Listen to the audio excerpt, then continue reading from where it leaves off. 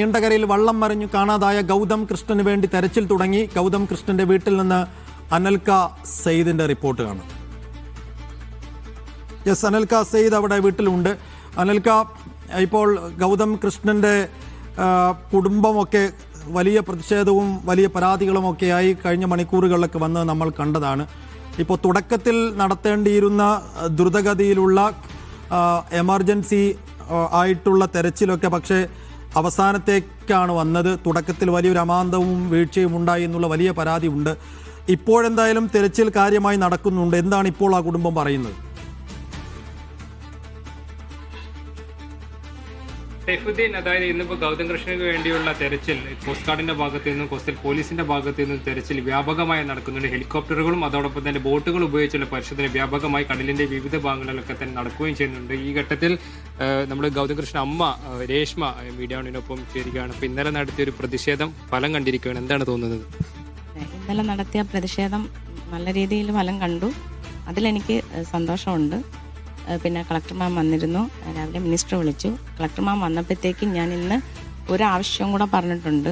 ആവശ്യം പറഞ്ഞത്, ഞാൻ പോലീസ് ബോട്ട് പോകുമ്പം അതിൽ പോലീസുകാരെ മാത്രം ഇൻക്ലൂഡ് ചെയ്താൽ പോരാ, എൻ്റെ വിഭാഗത്തിൽപ്പെട്ട 2 പേര്, ഒരാളെ പോരാ, എനിക്ക് 2 പേരെയും കൂടെ അതിനകത്ത് ഇൻക്ലൂഡ് ചെയ്യിക്കണമെന്ന് പറഞ്ഞിട്ടുണ്ട്. അപ്പോൾ അത് അംഗീകരിച്ചു. അങ്ങനെ ഉറപ്പ് തന്നിട്ട് പോയിട്ടുണ്ട്. അതങ്ങനെ തന്നെ പ്രവർത്തിക്കുന്നുണ്ടെന്നാണ് ഞാൻ അറിഞ്ഞത്. നാവികസേന ഈ തെരച്ചിലിൽ പങ്കെടുക്കും, അങ്ങനെ ഒരു ഉറപ്പ് കളക്ടറുടെ ഭാഗത്തു നിന്നുണ്ടായിട്ടുണ്ട്? ഉണ്ടായിട്ടുണ്ട്. നേവി ഹെലികോപ്റ്റർ വന്നിട്ടുണ്ട്. പിന്നെ നേവിയുടെ ഷിപ്പിന് അവർ റിക്വസ്റ്റ് ചെയ്തിട്ടുണ്ടായിരുന്നു. അപ്പോൾ അത് ഇന്ന് രാവിലെ തന്നെ അവർക്ക് എത്താൻ പറ്റത്തില്ല. അപ്പോൾ അത് എത്തും എന്ന് പറഞ്ഞു. വിഴിഞ്ഞത്തുനിന്നും അതിന് വേണ്ടുന്ന സംവിധാനങ്ങൾ എത്തിക്കാമെന്ന് പറഞ്ഞു. ഈ ഫിഷറീസ് മന്ത്രി വിളിച്ചിരുന്നു, എന്തെങ്കിലും പറഞ്ഞു സൂചിപ്പിച്ചിരുന്നതുമായിട്ട് ബന്ധപ്പെട്ട്? അദ്ദേഹം ഇന്നലെ നമ്മളവിടെ നിന്ന സമയത്തും വിളിച്ചു, ഇന്ന് രാവിലെയും വിളിച്ചു. എന്നോട് രേഷ്മ ചോദിക്ക് ഇനി എന്തെങ്കിലും ആവശ്യമുണ്ടോ എന്ന് ചോദിക്കാൻ പറഞ്ഞു.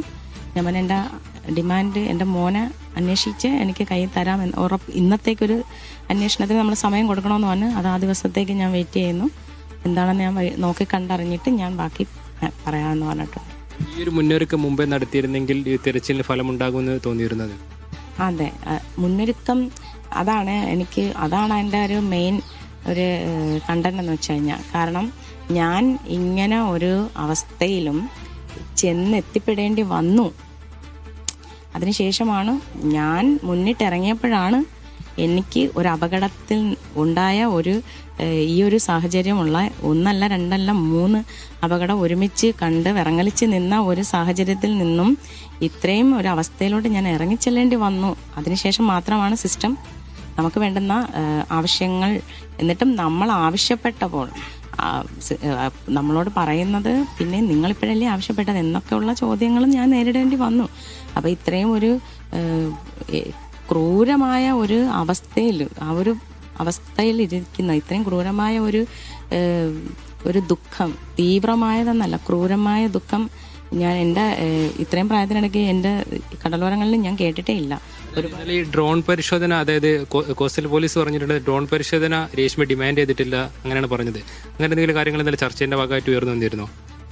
എങ്ങനെ? എനിക്ക് മനസ്സിലായി. ഡ്രോൺ പരിശോധന രേഷ്മ ആവശ്യപ്പെട്ടില്ല, അതുകൊണ്ടാണ് ഡ്രോൺ ഉപയോഗിച്ചുള്ള പരിശോധന നടത്താത്തത് എന്ന കാര്യം കോസ്റ്റൽ പോലീസ് പറഞ്ഞിരുന്നു. അപ്പം അങ്ങനെ എന്തെങ്കിലും?